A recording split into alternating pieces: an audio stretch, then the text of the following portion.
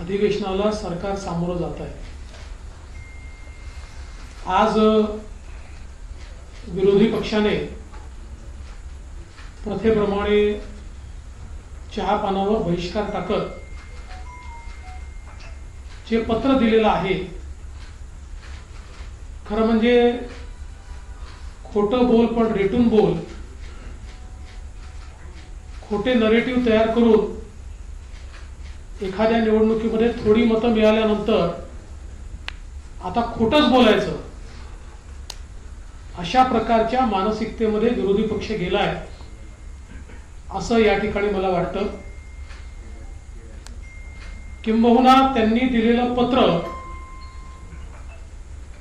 याचा एका वाक्यात जर उल्लेख करायचा असेल तर त्यांनी आरशात आपला चेहरा पाहिला पाहिजे, अशा प्रकारचे पत्र आहे। कारण त्यांनी, मी सगळ्या गोष्टी सांगणार नाही, मुख्यमंत्री बोलणार आहेत, पण त्यांनी काय सांगितलं, विदर्भातले सिंचनाचे प्रकल्प मार्गी लावण्यात आलेलं अपयश।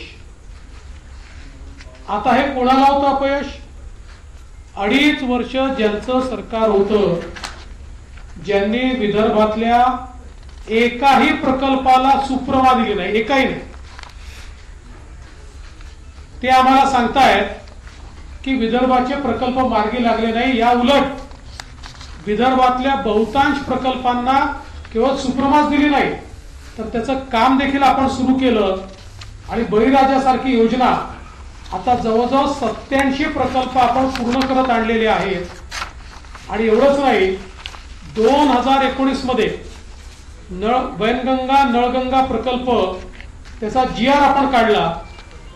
मध्यंतरी सरकारमध्ये त्याची फाईल मुंगीच्या पावला एवढी देखील हल्ली नाही। पुन्हा नवीन सरकार आल्यानंतर सगळ्या मान्यता त्याच्या आम्ही घेतल्या आणि लवकरच अंतिम मान्यतेकडे तो चाललेला आहे। आणि हे मात्र पत्रामध्ये आम्हाला प्रश्न विचारतायत, त्यामुळे दोन्ही विरोधी पक्ष नेते आणि त्या पत्रावर उद्धवजींची पण सही आहे, नाना पटोलेंची पण सही आहे, त्यांनी स्वतःला प्रश्न विचारला पाहिजे की त्यांच्या काळात विदर्भातल्या एकाही प्रकल्पाला का मान्यता मिळाली नाही, वैनगंगा नळगंगा प्रकल्पाला का मान्यता मिळाली नाही। दुसरं, वैधानिक विकास मंडळ त्यांनी लॅप्स केलं। नवीन सरकार आल्यानंतर आम्ही त्याचा ठराव करून केंद्राला पाठवला आणि ते आम्हाला विचारतायत वैधानिक विकास मंडळ का नाही। पहिल्यांदा त्यांनी स्वतःला विचारलं पाहिजे की त्यांनी का लॅप्स केलं। एवढंच नाही तर मराठवाडा वॉटर ग्रीडच्या संदर्भात त्यांच्या पत्रामध्ये प्रश्न आहे। मराठवाडा वॉटर ग्रीड आम्ही सुरू केली होती, ती वॉटर ग्रीड बंद करण्याचं काम हे महाविकास आघाडीच्या सरकारमध्ये झालं आणि आता ते आम्हाला विचारतायत की वॉटर ग्रीडचं काय झालं। आम्ही तर वॉटर ग्रीडचा प्रस्ताव केंद्र सरकारकडे दाखल केलाय आणि त्यांना विनंती केली आहे की हर घर जल योजनेमध्ये हा वॉटर ग्रीडचा प्रस्ताव समावेश करा आणि त्याचा पाठपुरावा देखील आमचा चाललेला आहे।